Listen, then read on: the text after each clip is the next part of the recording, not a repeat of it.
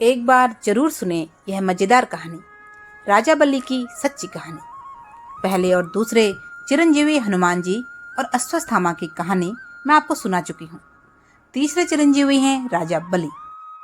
भागवत पुराण और मार्कंडेय पुराण के अनुसार ऋषि कश्यप की 13 पत्नियां थीं, जिनके नाम अदिति, दिति, दनु, काष्ठा, अरिष्ठा, सुरसा, इला, मुनि, क्रोधवसा, ताम्रा, सुरभि, सुरसा, तिमि, विनता, कद्रु, पतांगी और यामिनी था। इनमें से माता दिति असुरों की माता हुई। एक परंपरा के अनुसार देवता, दैत्य, दानव, यक्ष, गंधर्व, नाग, इन सभी जीवधारियों की उत्पत्ति ऋषि कश्यप से हुई। एक बार दक्ष पुत्री दिति ने कामातुर होकर अपने पति मरीचि नंदन कश्यप जी से प्रणय विनेदन किया। उस वक्त कश्यप ऋषि संध्या बंदन की तैयारी कर रहे थे।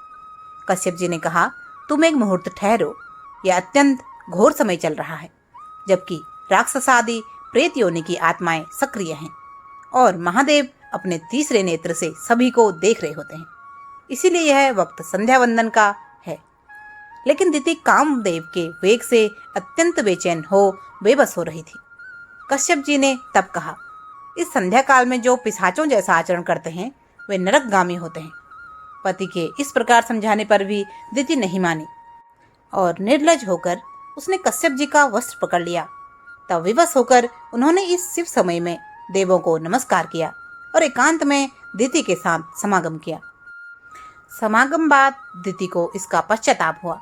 तब वह कश्यप जी के समक्ष सिर नीचा करके कहने लगी, भूतों के स्वामी भगवान रुद्र का मैंने अपराध किया है, किंतु वह भूत श्रेष्ठ मेरे इस गर्भ को नष्ट ना करें, मैं उनसे क्षमा मांगती हूँ।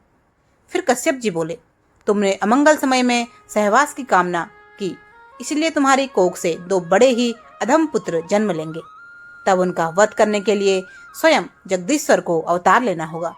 4 पौत्रों में से एक भगवान हरि का प्रसिद्ध भक्त होगा, 3 दैत्य होंगे। दिति को आशंका थी कि उसके पुत्र देवताओं के कष्ट का कारण बनेंगे, अतः उसने 100 वर्ष तक अपने शिशुओं को उदर में ही रखा। इससे सब दिशाओं में अंधकार फैल गया। इस अंधकार को देख सभी देवता ब्रह्मा के पास पहुंचे और कहने लगे, इसका निराकरण कीजिए प्रभु। ब्रह्मा ने कहा, पूर्व काल में सनकादिक मुनियों को बैकुंठ धाम में जाने से विष्णु के पार्षदों जय और विजय ने अज्ञातवश रोक लिया था।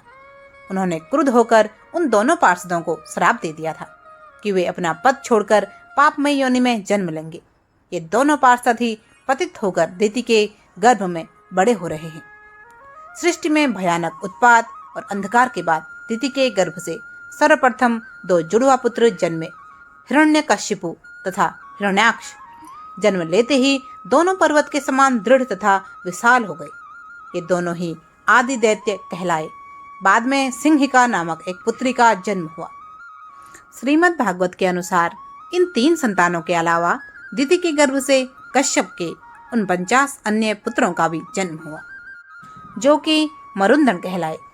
कश्यप के ये पुत्र निसंतान रहे, जबकि हिरण्यकश्यप के 4 पुत्र थे, अनुहल्लाद, हल्लाद, भक्त प्रहलाद और संहलाद। भक्त प्रहलाद के 4 पुत्र थे, जिसमें से विरोचन बहुत पराक्रमी और वीर तथा त्यागी था। एक बार जो वचन दे देता था फिर पीछे नहीं हटता था। विरोचन का विवाह विशालाक्षी से हुआ, जिससे महावीर और महादानी पुत्र राजा बलि उत्पन्न हुए। एक बार देवताओं और असुरों के बीच युद्ध हुआ तो असुरों का नेतृत्व विरोचन ने किया और युद्ध जीत लिया। देवता भागे भागे फिर रहे थे, तब देवताओं ने ब्राह्मणों का रूप बनाया और विरोचन को अपने वचन में फंसाकर प्राण मांग लिए। विरोचन ने प्राण त्याग दिए। इन्हीं विरोचन के पुत्र महादानी राजा बलि और वामन अवतार से जुड़ी कथा है। वामन देव भगवान विष्णु के अवतार हैं। असुरों के राजा बलि ने देवताओं को युद्ध में पराजित कर दिया था और स्वर्ग अपने कब्जे में ले लिया था। बलि की वजह से सभी देवता बहुत दुखी थे। दुखी देवता अपनी माता अदिति यानी ऋषि कश्यप की दूसरी पत्नी, जो राजा इंद्र की माता भी है, उनके पास पहुंचे और अपनी समस्या बताई। इसके बाद अदिति ने पति कश्यप ऋषि के कहने पर एक व्रत किया। जिसके शुभ फल से भगवान विष्णु ने उनके गर्भ से वामन देव के रूप में जन्म लिया।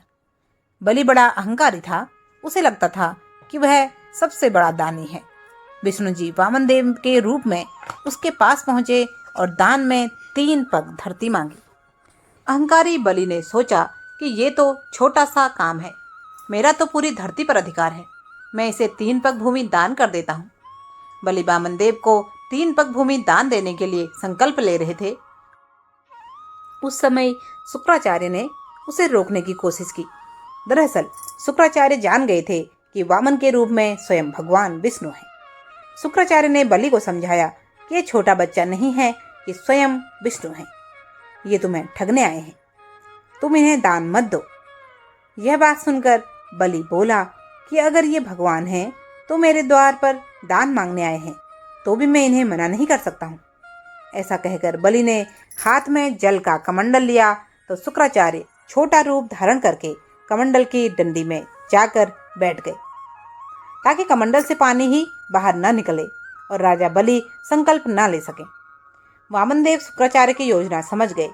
उन्होंने तुरंत ही एक पतली लकड़ी ली और कमंडल की डंडी में डाल दी, जिससे कि अंदर बैठे शुक्राचार्य की एक आंख फूट गई और वे तुरंत ही कमंडल से बाहर आ गए।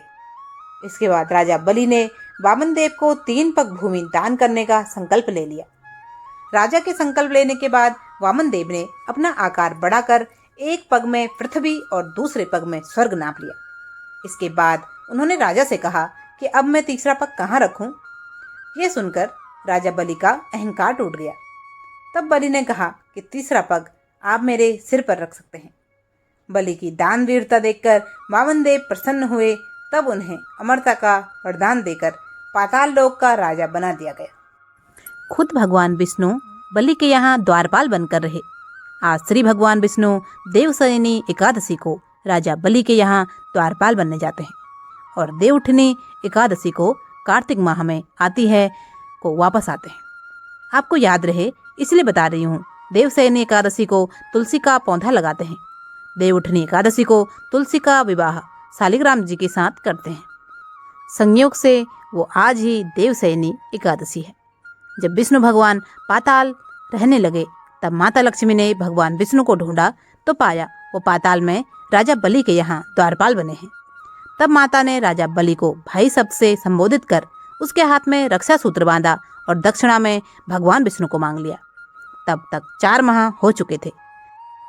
तब से 4 माह तक भगवान पाताल में रहने जाते हैं। रक्षा बांधने का मंत्र भी यही है। येनवंदो बलि राजा दानवेंद्रो महाबलो तेम त्वाम अभिबंधामि रक्षे मांचल मांचलो। अर्थात जिस रक्षा सूत्र से महान शक्तिशाली दानवेंद्र राजा बलि को बांधा गया था, उसी सूत्र में मैं तुम्हें बांधती हूँ जो तुम्हारी रक्षा करेगा। हे रक्षा, तुम स्थिर रहना, स्थिर रहना। ये थी तीसरे चिरंजीवी राजा बलि की कहानी। आपको कहानी कैसी लगी कमेंट करके जरूर बताएं। कृपया कहानी को लाइक करें, चैनल को सब्सक्राइब करें। आपका बहुत बहुत धन्यवाद। जय जय श्री राम।